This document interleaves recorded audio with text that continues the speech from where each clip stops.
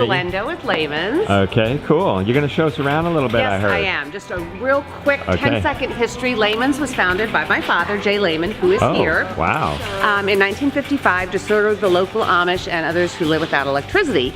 Today, through the catalog, the website, and the retail store, we ship old-fashioned but brand new goods all over the world. And I'm going to show you our retail store here in Kidron, Ohio. It's about an hour south of Cleveland and about 2 hours north of Columbus, right here in Amish country. So this is the lobby. This is an actual barn from 1849. You can actually see that it was hand hewn. You can see by the axe marks, it was hand hewn. Around the time of the Civil War, they started running logs through sawmills, which made them very smooth, but we like the ones that are pre-Civil War era. This is actually one of 4 pre-Civil War era structures inside the building. When you tour the store, you need to look up on one tour to see all of the antiques, many of which are personal belongings of my father, and then you need to tour it again and look at eye level, and you can see things like this one-of-a-kind Amish hickory rocker made here locally. This is one of the things that I really like about Lehman. We want you to interact with the product. We're not just selling the what, we're selling how to use it, but most importantly, why. And then when you get the garden ready, you got to chop the dirt up, just give that one a push. So what we've done out here is taken our products and made a garden so that you could see if you use our products, this is what you can do. We have the container gardens, we have tomato plants, we have the things that the children can interact with. We have the chicken touch. We want people to not only know what we sell and how to use it, but why we suggest this kind of lifestyle. So what we've done out here is planted fresh. There's a grill over there in the corner, and on nice days we'll make a pizza and we'll walk over to the tomato plant, pluck off a tomato, slice it up, and put it on the grill. There are a lot of people, perhaps surprisingly to you, that have never interacted with fresh food, have never gone out and plucked something off the vine. Sometimes for demonstrations in the store, we shuck corn, we shell peas, we peel apples, we make cider, just letting people know that you can get incredibly close to your food source, as in walking out in your backyard, picking something and taking it in to feed it to your family. Ever heard of a chain pump? No. It actually has little buckets and it goes around, and so you just crank it.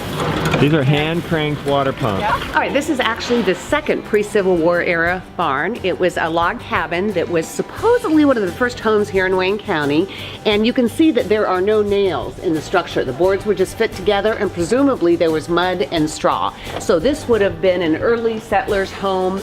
It's maybe, I don't know, 400 square feet, and this is where the whole family would live. This is the room where we sell stoves, and we sell grills, and we sell gas refrigerators, and by stoves I mean wood heating stoves as well as wood cook stoves.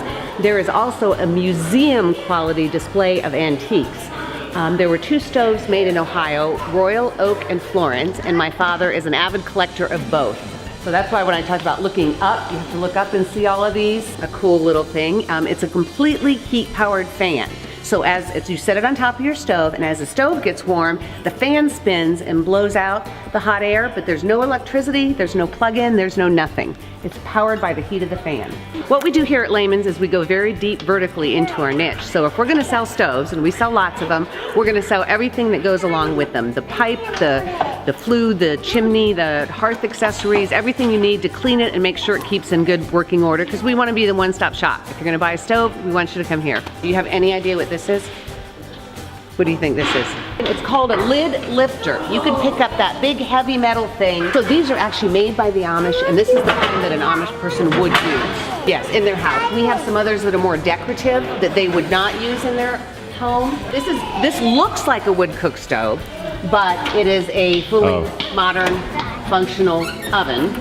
And this would be for somebody, perhaps they had a bed and breakfast, they had an old style home and they wanted something that looked old fashioned, but they didn't have the wherewithal to cook with wood. And then we come around the corner and we get to the real homesteading products, like the gas refrigerator, which is a top seller for us. Doesn't look that fancy, but if you don't have electricity and you don't have refrigeration, that's a problem for dairy, it's a problem for meat, it's a problem for some medicines, and I like so the it. Amish will often buy 2 and put them back to back. People put these on boats, in RVs, they put them in buses. It gives you electricity without, it gives you refrigeration without electricity. Right. Oh my These word. are composting toilets. Again, they go on boats, they go in RVs, they go in cabins. Say you bought a cabin on a lake and there's no septic, well, you have an outhouse or the woods, or you have a composting toilet. Cool. And how they work is, quite frankly, 90% of what goes into it is liquid, and that's Yep. evaporated out the back. And then the solid waste is composted. It is odorless, it is waterless, and it is chemicalless. An Amish gentleman who starts out with a solid block of wood and does these fantastic 3-dimensional carvings. He doesn't sell them. He says then it would be a job, and it's his hobby. He had them at his home and wanted a place to display them, and we had the space. So if you look at the fantastic detail of these, he starts at the back and carves his way forward. So our joke is, I told my father, well, I was going to do this, but then Paul did it, and so it seemed pointless for both of us to do it.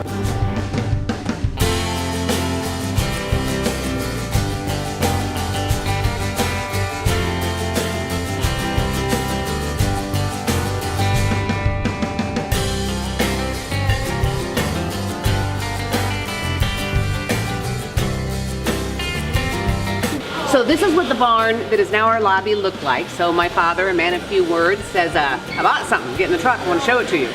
So we drive out here, and we wanted to expand the store. This was in 2007, and we were looking for a unique way to do it. So basically we moved this piece right here.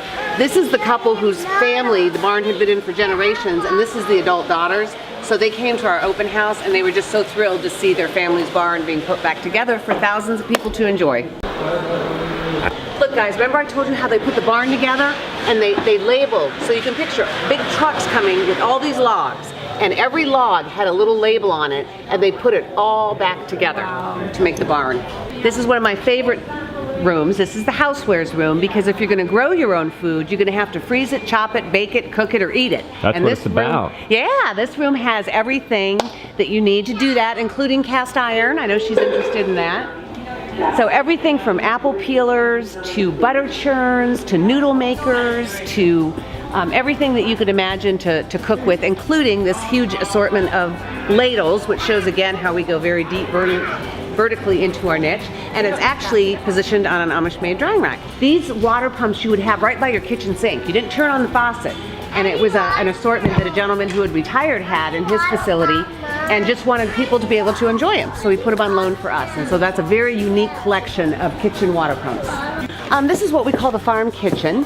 So if you want to make your own cider, make your own butter, we have a lot of people that are into food preservation, which is not just canning, but it's freezing, dehydrating, freeze drying, all of that, which is really what people did 200 years ago, because if you didn't grow it, harvest it, and preserve it, you starved to death. Yep. This is the personal care room. Lots of homemade soaps. This is one of my personal favorites.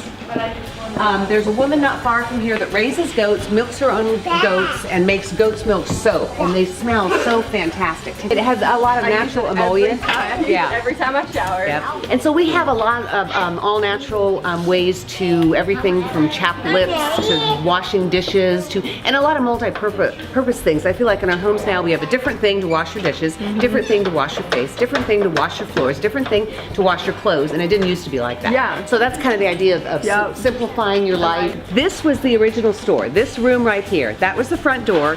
The building was built in 1915. And my father purchased it in 1955, and it was just a little town hardware store like every small town had. The difference was now, over 60 years later, Dad is still selling some of those very same products that he was selling in 1955. Some of the oil lamps, some of the ringer washers, some of the wood stoves, some of the copper kettles. So this is the lamp room, which here at Lehman's, really, we have everything you need to live without electricity for heat, food, light, water. So this would be the lighting room. Right, and then this is just opening. We own the Aladdin Lamp Company, and they worked with us to build this museum, which in our world is a big deal because these lamps burn so brightly. So prior to the invention of these lamps in the early 1900s, you went to sleep when it got dark and you woke up when it got light. These provided enough light so that you could read your Bible, you could fix your quilt, you could cook, you could mend your tools. And so this is the only one of its kind in the United States is this Aladdin Museum. Genuine Swiss cowbells. Oh, Look at that, huge. this whole section over here is Amish made. This tractor display, that's how the whole toy department got started. One of our associates, Gloria, noticed that Grandpa would come in and want to purchase a tractor for his grandson that was just like his tractor.